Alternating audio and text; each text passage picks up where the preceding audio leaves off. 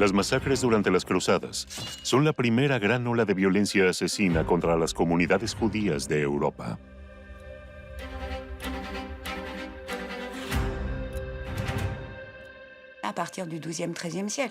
A partir de los siglos XII y XIII, la situación general de los judíos se transformó, pasando a una posición de inferioridad y estigmatización. A partir de entonces, los judíos pasaron a ser considerados los siervos del mal y se convirtieron en la explicación de los problemas del mundo.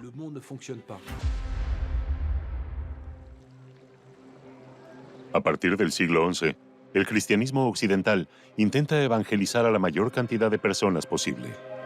Al mismo tiempo, la Iglesia busca afirmar su poder en el ámbito público, transformando todo el panorama. A partir de los siglos XII y XIII, el cristianismo se extendió rápidamente y cubrió toda la Europa latina con iglesias y abadías.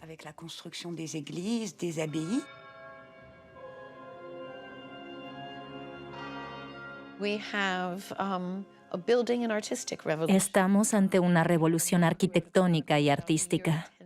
Un monje escribió en una crónica del año 1030 que parecía como si toda Europa estuviera cubierta por un manto blanco de iglesias. Las ciudades y los líderes de la iglesia no hacían más que construir nuevas catedrales. Las iglesias se hacían más grandes y se las decoraba con pinturas más elaboradas.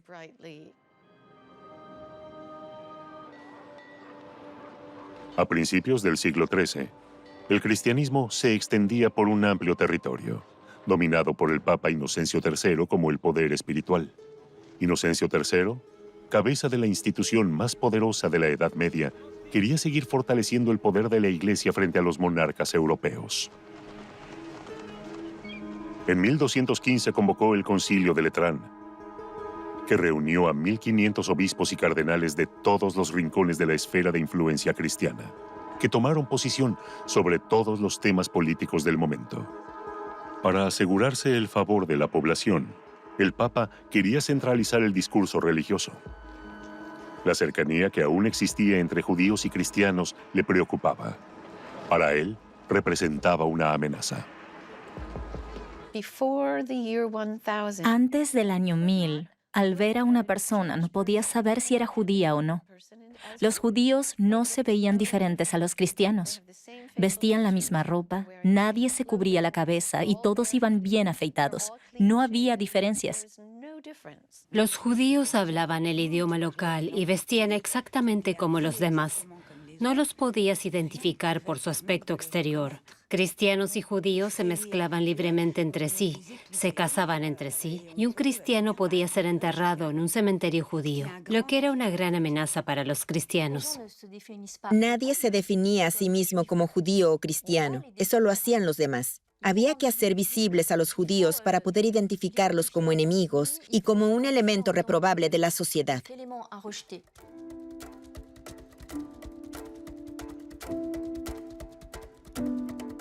En la vida cotidiana, no había diferencia entre judíos y cristianos.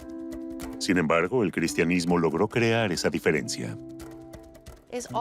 De pronto surgieron identificadores visuales, una iconografía y símbolos inequívocos que representaban a los judíos. Se puede observar cómo los judíos poco a poco se empiezan a poder distinguir visualmente en el arte cristiano. Primero se los representa con los llamados gorros de judío. Luego se los pinta con menor altura y con un color de piel más oscuro. Uno de los rasgos físicos que hoy muchos consideran inconfundible de los judíos y algunos incluso consideran connatural es la llamada nariz judía o nariz aguileña. Sin embargo, antes del año 1160, nadie en ningún lugar asociaba a los judíos con ninguna forma típica de nariz. Yo quería averiguar cuándo y dónde surgió esa idea. Y en el Louvre de París me topé con un importante descubrimiento. En la tapa de una cajita que quizá fuera alguna vez un relicario, se representaba a Jesús crucificado.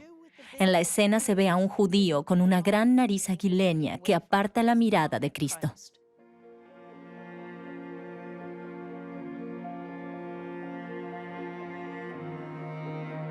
Esta primera representación conocida de un judío con nariz aguileña data del año 1170 y procede de Alemania, de la zona de Colonia.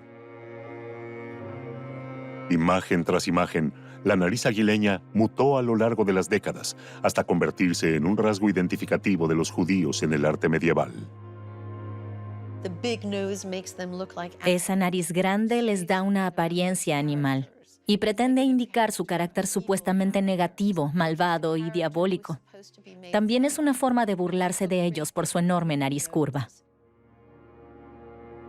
El arte no refleja necesariamente la realidad, también crea patrones de pensamiento. De hecho, los judíos eran representados con gorros judíos antes de que empezaran a usarlos. El Papa Inocencio III quería que la diferenciación entre judíos y cristianos fuera más allá de la iconografía. Así, al final del Concilio de Letrán, se declaró a favor de una clara separación entre judíos y cristianos en el ámbito público. Dio instrucciones a los cardenales presentes para que hicieran llegar a los gobernantes de los reinos cristianos su llamamiento a que obligaran a los judíos a llevar una marca distintiva en su ropa. Los monarcas, sin embargo, ignoraron los deseos del Papa. Aún no se habían dado cuenta de cuánto podía consolidar su poder una alianza con la Iglesia. Las leyes eclesiásticas tuvieron cada vez más peso a medida que a los príncipes y emperadores les importaba más ser percibidos como los gobernantes del cristianismo. La legitimación del poder de los monarcas por una autoridad divina tuvo un papel muy importante. Un gobernante en principio podía ser depuesto. Podías rebelarte contra él. La gente podía negarse a aceptar sus órdenes y decidir que preferirían tener otro gobernante. Sin embargo, en el momento en el que el poder real pasó a representar la palabra de Dios, eso ya no era posible, porque nadie podía rebelarse contra Dios. París, 1249. El primero en seguir la lógica de la alianza entre el poder eclesiástico y el secular y doblegarse a las exigencias del Papa Inocencio III fue el francés Luis IX, conocido como el Santo. Así, mandó confiscar y quemar todas las copias de un libro que contenía discusiones sobre la Biblia hebrea escritas por eruditos y rabinos, el Talmud. El motivo era que supuestamente en el Talmud se difamaba a Jesús y se instaba a los judíos a hacer sacrificios humanos. Para aclarar esta cuestión, Luis el Santo organizó un debate público entre judíos y cristianos, la disputa del Talmud de París. El rabino parisino, Yehiel, representó el judaísmo. Su oponente, Nicolás Donin, un antiguo alumno suyo, era un converso. Yehiel escribió sobre el acontecimiento. Ustedes dicen que Jesús debería arder en el infierno.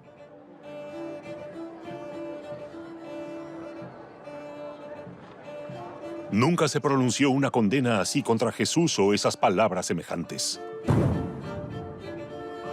Los judíos fueron declarados culpables a pesar de la oposición de varios obispos. Se quemaron solemnemente 24 carros cargados de ejemplares del Talmud, en presencia del clero y de una gran multitud. El Papa felicitó a Luis IX por su decisión. Se había logrado el objetivo de afirmar al mismo tiempo el poder religioso y real. Las cosas estaban cambiando para los judíos. 25 años después, Luis el Santo fue más allá de su política antijudía. Aplicó el llamamiento del Concilio de Letrán y separó a los judíos de los cristianos en el espacio público. Ordenó que los judíos llevasen a la vista un círculo amarillo en su vestimenta. El amarillo era considerado el color del diablo. Esta política antijudía fue imitada por otros reinos. El distintivo amarillo se implantó también en Italia y el gorro judío en Alemania. En Inglaterra, los judíos tenían que portar 2 franjas blancas. Se introdujeron restricciones a su libertad de reunión. Cada vez más, se vieron forzados a vivir en barrios separados. Se anticipaban los futuros guetos. Se les prohibió poseer propiedades y portar armas. En muchos reinos europeos ya no tenían acceso a la mayoría de los oficios. Entre los pocos trabajos que todavía se les permitía practicar a los judíos estaba el de prestamistas y el recaudador de impuestos, ocupaciones impopulares que a menudo están prohibidas para los cristianos porque se consideraban impuras. Los judíos representaban una minoría que actuaba como intermediaria entre los acaudalados y los marginados, los gobernantes y los gobernados. Realizaban una serie de funciones que los príncipes no querían confiar a la gente común, por lo que eran bastante útiles. Los gobernantes crean una especie de casta separada. Legalmente, los judíos son esclavos y deben desempeñar tareas rechazadas por la sociedad, pero que aumentan el poder de los reyes.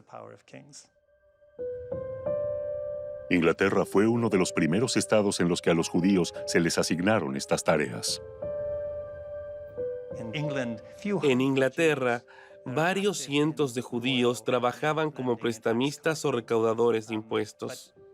Pero aunque solo practicaron estas actividades durante unos 200 años, esto dio forma a una idea sobre el judaísmo que ha persistido durante siglos.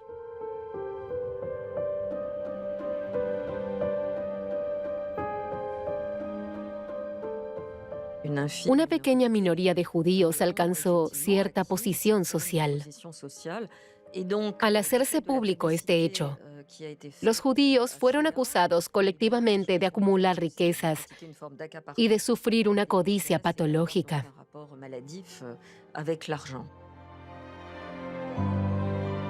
La caricatura antijudía más antigua se encuentra en un recibo de impuestos de 1233, procedente de la Cámara del Tesoro del Rey de Inglaterra. El dibujo representa al prestamista Mose Moke y a su prometida, Abigail. Es en esa época cuando aparece el cliché que relaciona a los judíos con el dinero.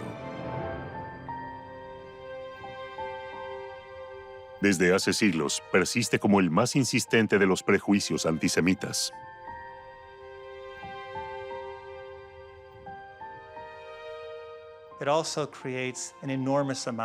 Esta situación también creó mucho resentimiento hacia los judíos como grupo. Eran considerados los chupasangres de los príncipes. Ello condujo a los primeros ataques violentos contra los judíos. En 1190, la ira crecía en la ciudad de York, en el norte de Inglaterra. Se acusaba a la corona de cobrar demasiados impuestos y de fijar tipos de interés demasiado altos para los préstamos.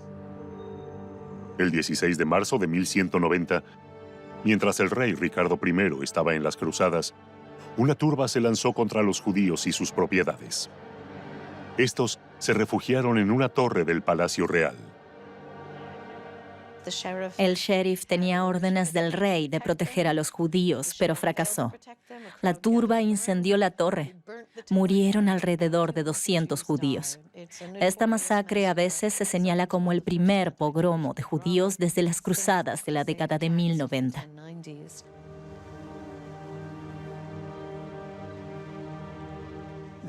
Estos disturbios nos muestran muchos aspectos de la lógica de la violencia antisemita y antijudía. En muchas sociedades donde los judíos son considerados agentes del poder, y en vez de atacar a quienes están en el poder, se ataca a los judíos. La violencia antijudía es a menudo una protesta contra el poder.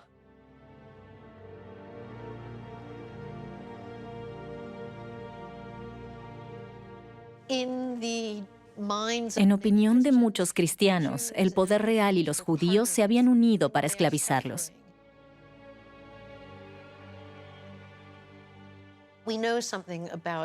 Sabemos que los perpetradores de la masacre de York no eran campesinos ni gente pobre, sino en su mayoría nobles. Quemaron y mataron a los judíos. Después entraron en la Cámara del Tesoro, donde se guardaban los registros de los préstamos reales para quemarlos. De modo que sus motivos eran de naturaleza económica. La religión sirvió de pretexto. Los judíos regresaron a York, pero en adelante vivieron fuera de la ciudad. Al mismo tiempo, muchas comunidades judías de Europa perdían su papel como mediadoras entre Oriente y Occidente.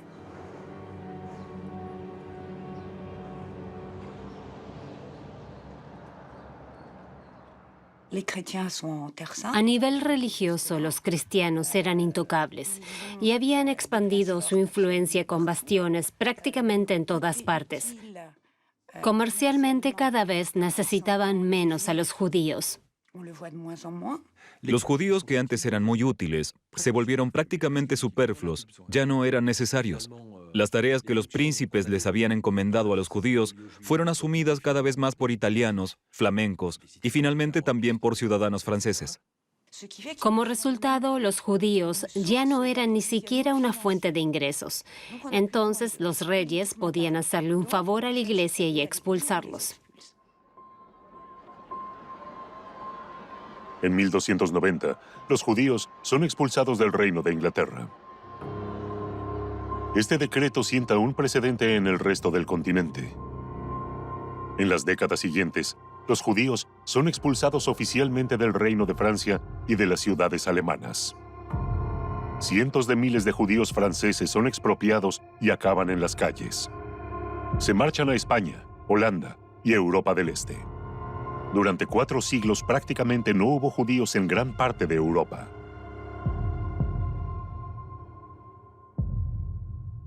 En Francia solo quedaban unos pocos miles en algunas regiones.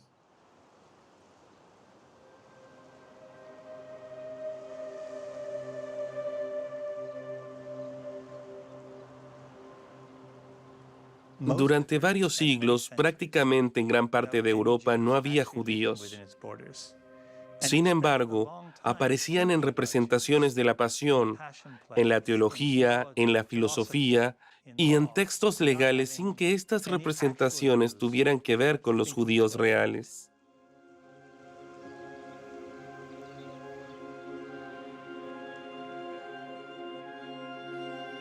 Cien años después de la expulsión de los judíos de Francia, el pintor Canavesio recibió el encargo de pintar la capilla de Notre-Dame de Fontaine en los Alpes marítimos franceses.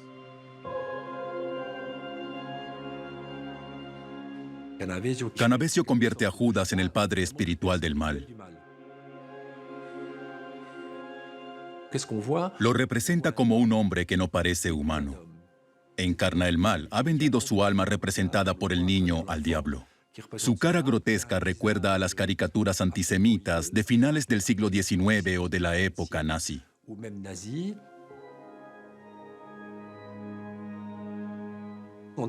Se convierten en una enfermedad social. Los judíos pasan a ser una especie de espíritu. Por eso los judíos ya no son necesarios. A partir de ahora el mal es judío. E incluso en una sociedad sin judíos puede reactivarse ese espíritu. En Oberammergau, Baviera, llevan representando la pasión de Cristo 400 años.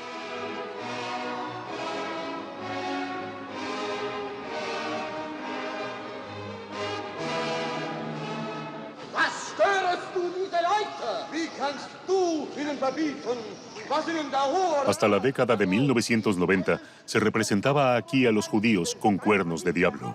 46 Jahre hat man an diesem Tempel gebaut und du willst ihn in 3 Tagen wieder aufbauen? Solo después de numerosas protestas se desechó esta puesta en escena.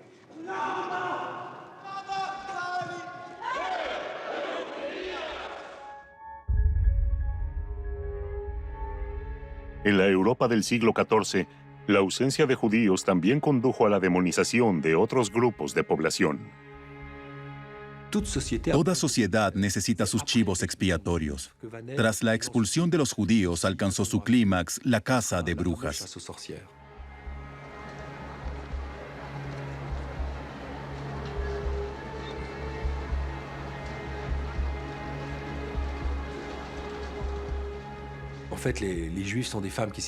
Las mujeres y los judíos eran básicamente intercambiables. Las consecuencias eran siempre las mismas. El mal se proyectaba sobre un sector inferior de la población. Las mujeres eran tan inferiores como los judíos. Las mujeres eran acusadas de las mismas cosas que los judíos, que tenían un pacto con el diablo o que celebraban el Shabbat. Estas mujeres también tenían que vestirse de manera similar a los judíos. Los gorros de bruja eran similares a los gorros que los judíos tenían que llevar en la Edad Media. Curiosamente, en regiones donde todavía había judíos, como en la península ibérica, apenas hubo casas de brujas. Por entonces en la península ibérica vivían cientos de miles de judíos. En ese momento, España era una de las pocas regiones europeas pobladas, tanto por cristianos como por judíos y musulmanes. En el siglo XIV, los reinos cristianos de la península ibérica ya se habían apoderado de la mayor parte de los territorios musulmanes.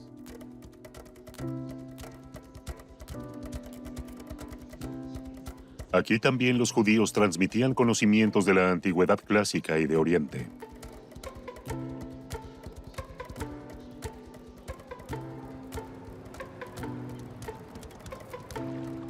Sin embargo, la sociedad española sentía una gran necesidad de unidad.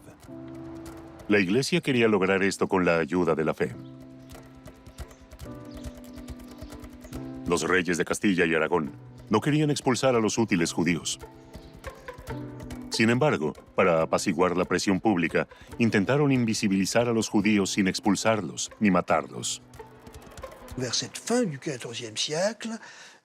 Hacia fines del siglo XIV, se extendió la sensación de que esta coexistencia de varias culturas religiosas debía terminar y crear en su lugar una sociedad homogénea.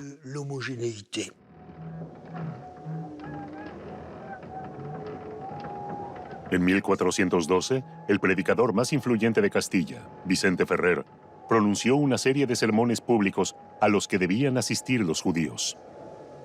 Ferrer veía como su misión convertirlos al cristianismo. Sus palabras eran convincentes, pues en sus sermones denunciaba la violencia y las conversiones forzadas ocurridas en Sevilla unos 20 años antes durante un pogromo antijudío. Este motín que promovieron contra los judíos desagradó a Dios. Debemos sentir compasión por ellos, aún más porque Jesucristo era judío. Los apóstoles que conquistaron el mundo no portaban lanzas. Le dio protección a Noé.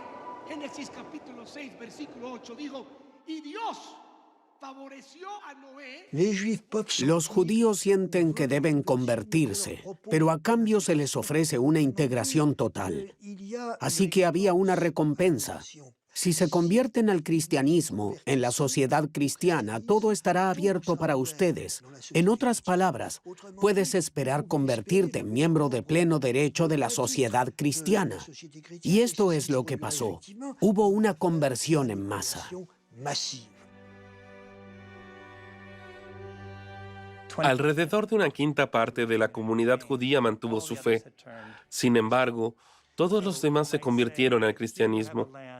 En cierto sentido, el país logró su objetivo de convertir a los judíos en cristianos, pero ¿qué sucede cuando la conversión elimina la diferencia? Como se prometió, los judíos convertidos disfrutaban del estatus de nuevos cristianos. En pocas décadas, algunos de ellos alcanzaron puestos importantes en todos los ámbitos de la sociedad.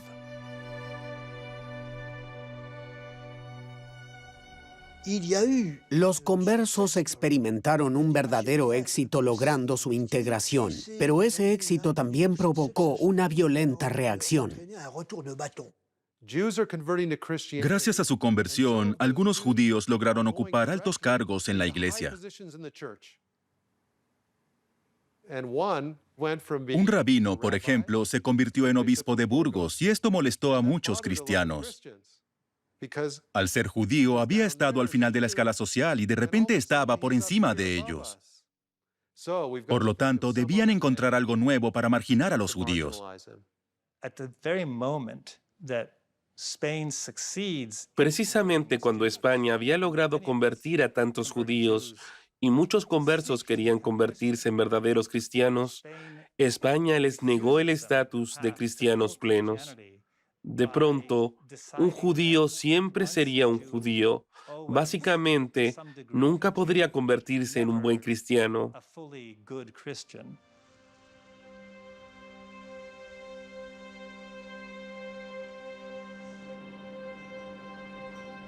En 1449, Toledo, al igual que otras ciudades, aprobó una ley según la cual la sangre judía se consideraba impura.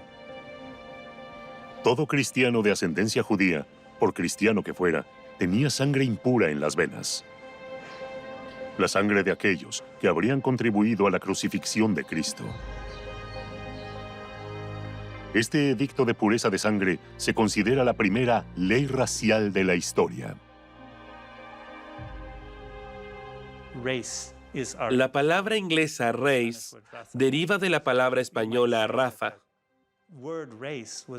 El concepto de raza se remonta al intento español de distinguir a los judíos de la población española cristiana. En las principales ciudades del reino, varias generaciones de cristianos nuevos son expulsadas de los cargos públicos y religiosos. A partir de entonces, todo aquel que quiera ocupar un puesto de poder deberá demostrar que no tiene ascendencia judía para acreditar su pureza de sangre. Se llevaba a cabo una investigación, principalmente en la región de origen y en la familia del solicitante, de modo que de repente se juzgaba a 7 u 8 generaciones. Bastaba que alguien recordara o fingiera recordar que el candidato tenía antepasados judíos para destruir su carrera para siempre. Los cristianos nuevos preocupaban a las autoridades eclesiásticas incluso más que los judíos, que no se convirtieron y por lo tanto eran más fáciles de identificar, sobre todo porque desde hacía un siglo existía una minoría entre los conversos, los marranos, que continuaban practicando algunos ritos en secreto. Esto se convirtió para la sociedad cristiana en un peligro aún mayor que la simple existencia de judíos dentro de los límites de la ciudad. Esto dio lugar a la Inquisición, que rastrearía a los cristianos que practicaban el judaísmo en secreto.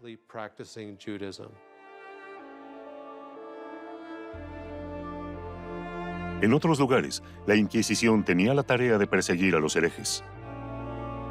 En la península ibérica, debía descubrir a los conversos que seguían practicando la religión judía. Todos conocemos la Inquisición. Creó una estructura burocrática enorme y gigantescos archivos dedicados a la búsqueda de judaizantes dentro de la población cristiana española. Salomón ben Verga, médico sevillano, narra. El inquisidor le dice al gobernador: si quieres saber dónde están tus falsos conversos que siguen celebrando en secreto las fiestas judías y el Shabbat, levanta la vista y mira las casas de las que nunca sale humo los sábados, ni siquiera cuando hace frío, porque los judíos no encienden ningún fuego ese día.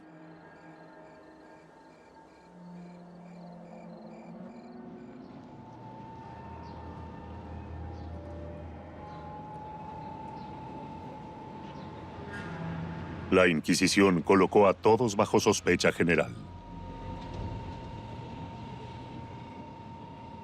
En 1481 encontró en Sevilla a sus primeras víctimas.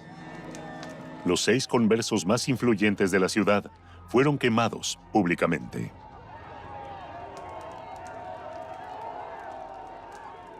Denuncias, confesiones bajo tortura, juicios amañados, quemas en la hoguera.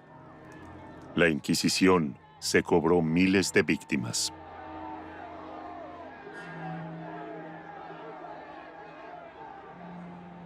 Prácticamente ya no queda rastro en Sevilla de la vida judía de ese periodo.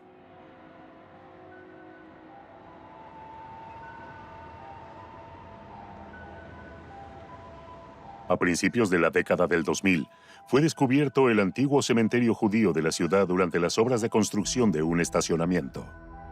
No se sabe qué sucedió con los cientos de tumbas. Solo queda una.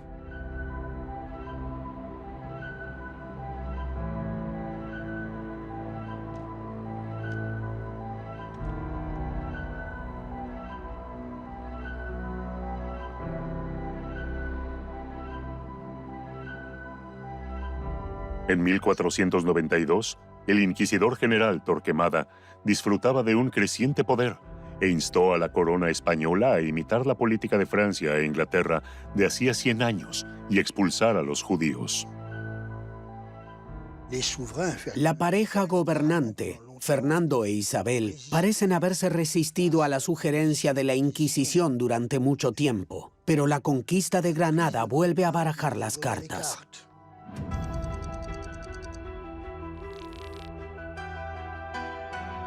El 2 de enero de 1492, los reyes católicos, Isabel y Fernando, entran en Granada. El último reino musulmán de la península ibérica se había rendido. España era ahora totalmente católica. El entusiasmo que esto despertó fue una especie de éxtasis. Y en este frenesí triunfal, la Inquisición volvió a tomar impulso. Ante este panorama, la pareja reinante en cierta manera bajó los brazos. En la Alhambra de Granada, los gobernantes católicos firmaban el edicto de expulsión de los judíos españoles. Los judíos se empeñan en atraer a sus creencias a los cristianos nuevos, en detrimento y daño de la santa fe católica.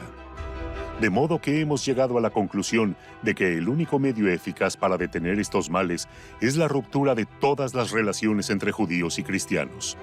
Esto solo puede lograrse expulsándolos de nuestro reino. Casi 100.000 judíos tuvieron que abandonar España de forma precipitada.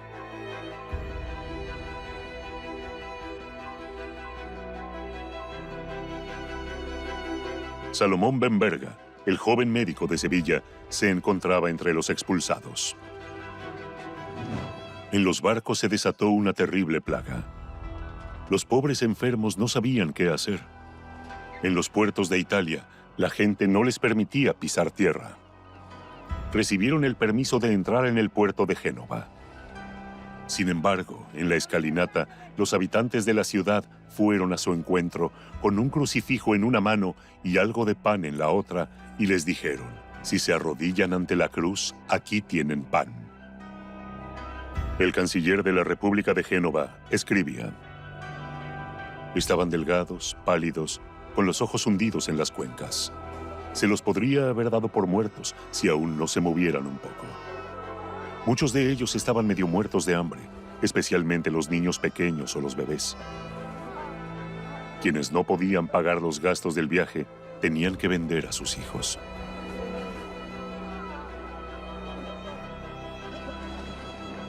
Salomón ben Verga llegó finalmente a Portugal. Como todos los demás recién llegados, fue obligado a convertirse. Sin embargo, siguió practicando los ritos judíos en secreto. Salomón ben Verga terminó huyendo de Portugal al Imperio Otomano, donde podía practicar su religión abiertamente. Allí, inició un proyecto insólito. Quería escribir la historia del odio hacia los judíos desde sus orígenes, tratando de analizar las razones de tantos siglos de persecución. Dios no expresó tanta ira hacia ninguna otra nación. Si alguien recordara todas las grandes catástrofes que les han acontecido a los judíos desde la antigüedad, se sorprendería tanto que se preguntaría: ¿por qué tanto odio? Poco antes de morir terminó su libro La vara de Judá.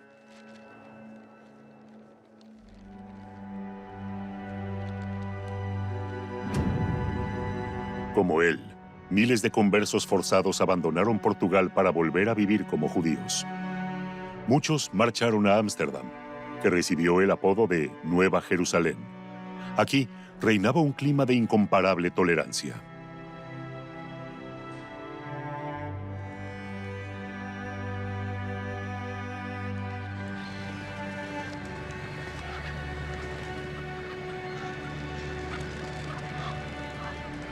Un hijo de marranos portugueses se hizo las mismas preguntas que Ibn Verga, cuyos textos había estudiado.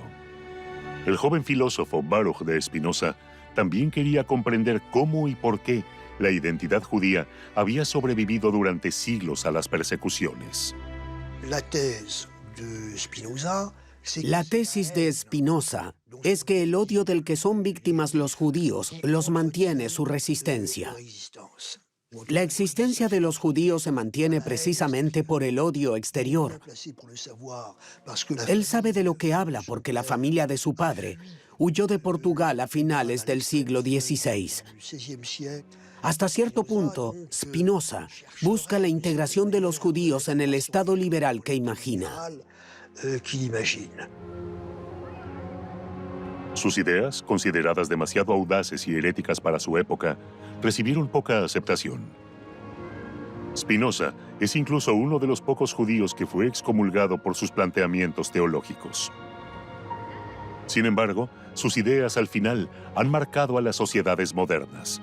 Su influencia en la Ilustración francesa jugó un papel central en el destino de los judíos varios siglos después. En un lapso de 3 siglos, los judíos prácticamente habían desaparecido de gran parte de Europa debido a las numerosas expulsiones.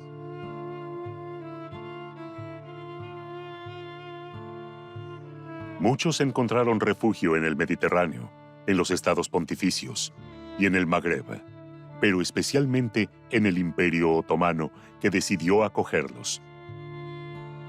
Otros se asentaron en Europa del Este.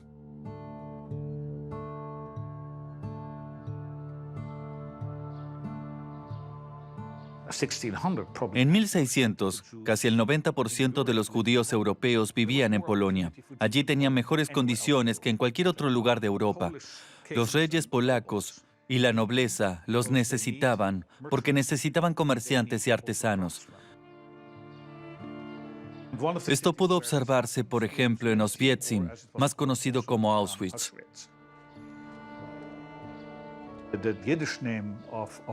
El nombre en yiddish de Oswiecim o Auschwitz es Oshpitzin, que significa huésped. Hoy suena paradójico que antes de 1940 Auschwitz fuese conocido como un lugar acogedor para los judíos. En 1565, un nuncio papal viajó por Polonia. El cardenal Giovanni Comendone hizo una parada en Cracovia. Esto es lo que escribió. En estas regiones uno encuentra judíos en masa. Aquí no se los desprecia tanto como en otros lugares. No viven en condiciones de servidumbre, poseen tierras, comercian, estudian medicina y astronomía. No llevan ninguna identificación e incluso se les permite portar armas. En resumen, tienen todos los derechos. Se produjo un enorme desarrollo en todo lo que se conocía en Europa en ese momento. En los siglos XVI y XVII, Polonia se consideraba literalmente un paraíso para los judíos. Los reyes de Polonia otorgaron a las comunidades judías derechos y privilegios que nunca habían recibido en otros lugares. Surgieron así nuevas tradiciones religiosas y culturales. La mayoría de los judíos hablaban yiddish, un dialecto alemán con elementos hebreos y eslavos. Incluso en los shtetls, los pequeños pueblos judíos que tantas veces pinta Marc Chagall. A partir de entonces, Polonia es el centro mundial del judaísmo. Sin embargo, los prejuicios de Europa Occidental pronto llegaron también a estas regiones. Una gran parte de la gente asumió los viejos clichés en torno a los judíos. La asociación de los judíos con el dinero también se extendió en la cultura polaca.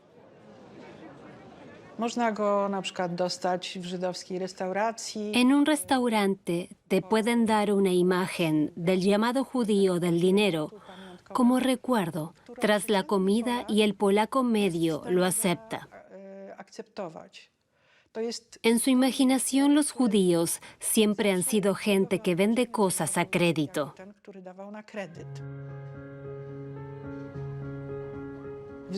Así que, cuando vemos a un judío así, recordamos los viejos tiempos con una especie de melancolía tóxica.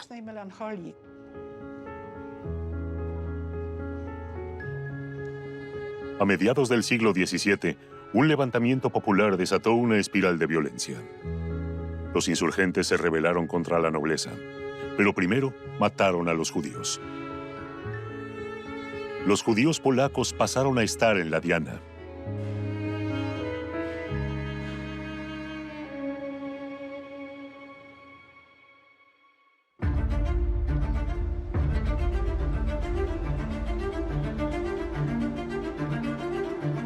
La imagen de los judíos empezó a cambiar entonces en Europa occidental.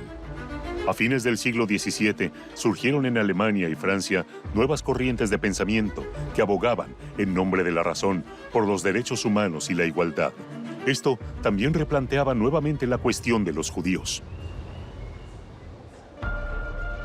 En París, los filósofos Rousseau y Diderot debatieron sobre la emancipación de los judíos. Esta cuestión no era fácil de resolver, porque significaba romper con prejuicios firmemente arraigados durante siglos.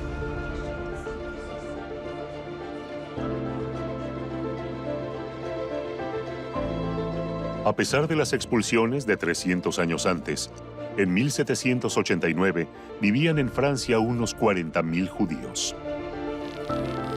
La mayoría en Alsacia y Lorena.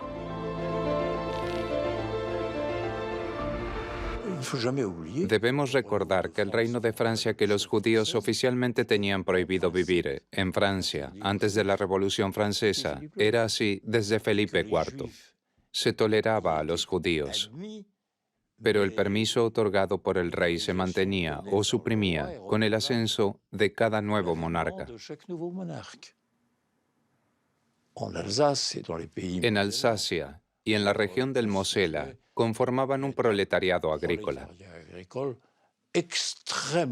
Se los trataba muy mal y la población los marginaba. Hablaban yiddish en lugar del francés de la corte.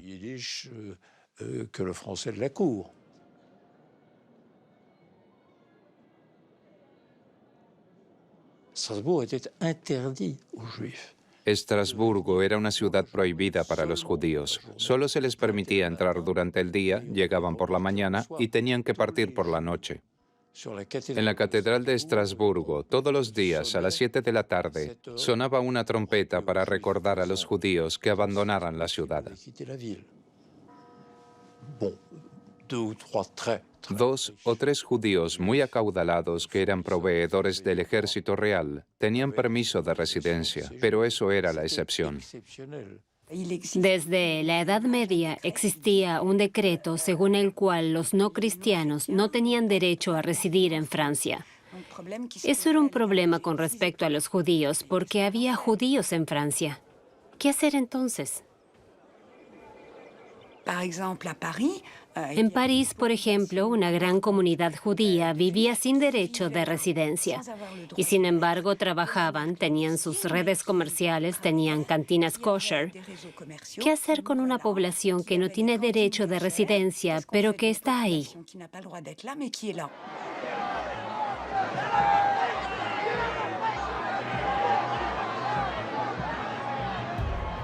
Para muchos contemporáneos, la Revolución Francesa fue absolutamente inexplicable. Francia parecía una sociedad estable. La jerarquía estamental parecía ser permanente y la monarquía estaba consolidada. Sin embargo, de pronto todo cambió.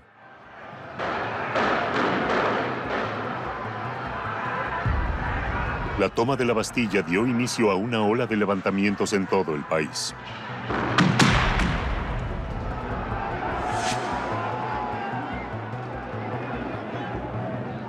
En Versalles, los diputados establecieron una asamblea representativa, pese al veto del rey. El 26 de agosto de 1789, aprobó la Declaración de los Derechos del Hombre y del Ciudadano, y una declaración de principios que postula la igualdad humana. Para el pueblo francés y los judíos era un cambio enorme y una importante señal de esperanza. La Asamblea decidió otorgar plenos derechos a muchas minorías. Los protestantes, los actores y los verdugos fueron integrados a la sociedad. Sin embargo, a los judíos se les negaba la ciudadanía. Esto fue una gran decepción. Para los judíos fue un impacto que no le concedieran la plena ciudadanía. Aunque se aceptó que escribieran cartas de queja, fueron escuchados y hablaron en público. Berg presentó sus deseos ante la Asamblea Nacional. Isaac Berg era el vocero de los judíos de Lorena. Recibió el encargo de dirigirse a la Asamblea. Esto lo convertía en el primer judío en hablar ante los representantes de la nación. Cuando se presentó ante la tribuna, decenas de diputados abandonaron sus asientos. Aquí hay hombres que nos niegan derechos que tenemos todo el derecho de reclamar. Espero que podamos convencerlos de que su opinión ya no puede permitirse y que después de que la Asamblea haya aprobado los derechos humanos, sin distinción entre cristianos y judíos, ya no puede declarar lo contrario para los judíos. Que la población nos considere sus hermanos. En la Asamblea había diputados del Este que no querían saber nada de concederle plenos derechos civiles a los judíos. Además, el clero también estaba bien representado. ¿Cómo podría lograrse la emancipación de los judíos por una asamblea opuesta a esta medida? La cantidad de debates que giraron en torno a los judíos está más allá de lo que cualquiera pudiera imaginarse. Fueron alrededor de 30 durante la Revolución Francesa. Aunque los judíos constituían un porcentaje extremadamente pequeño de la población francesa. Eran unos 40.000 dentro de una población de 16 o 18 millones de habitantes, pero simbólicamente el tema era importante. Entre los defensores de la emancipación judía se encontraba una de las principales figuras de la revolución, Maximilien Robespierre. El último día de la Asamblea Constituyente, Robespierre pronunció un discurso muy convincente y dijo: "No hay problema, deberían ser franceses como todos nosotros".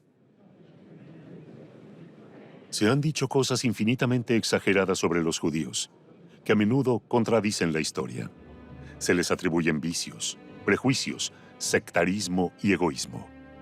Pero ¿a quién podemos atribuirle esto, sino a nuestra propia injusticia? Después de haberlos despojado de todos los honores, les devolvemos la felicidad, la patria y la virtud, otorgándoles la dignidad de seres humanos y de ciudadanos. También se debatía fuera de los muros de la Asamblea. Los judíos presentan peticiones y en las calles de París, numerosos periódicos hacían campaña a favor de ellos.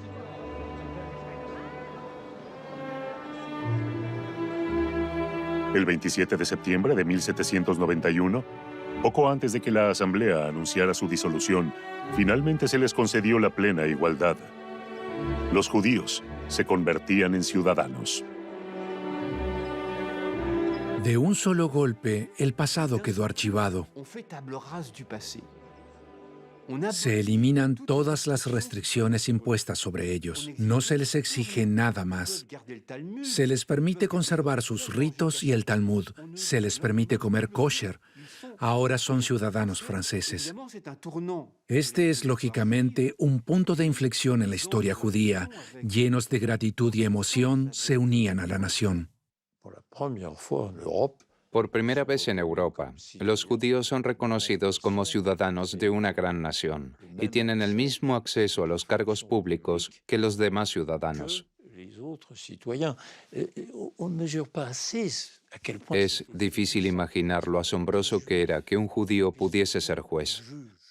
Podía juzgar a los cristianos. Hasta entonces era inconcebible que un judío pudiera convertirse en soldado y estar al mando de cristianos como oficial. Eso no existía en otra parte de Europa.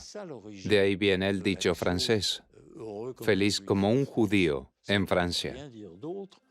Es decir, eran felices porque tenían las mismas oportunidades que el resto de los ciudadanos franceses.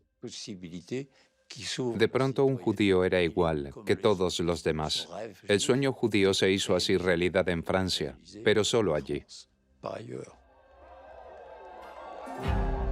Con la revolución llegó la nueva esperanza. En toda Europa, los judíos empezaban a soñar con la igualdad y el final de la discriminación. Sin embargo, ciertos movimientos políticos y corrientes pseudocientíficas iban a agitar una nueva hostilidad hacia los judíos. Con ellos surgía un nuevo término cada vez más utilizado y aceptado: el antisemitismo.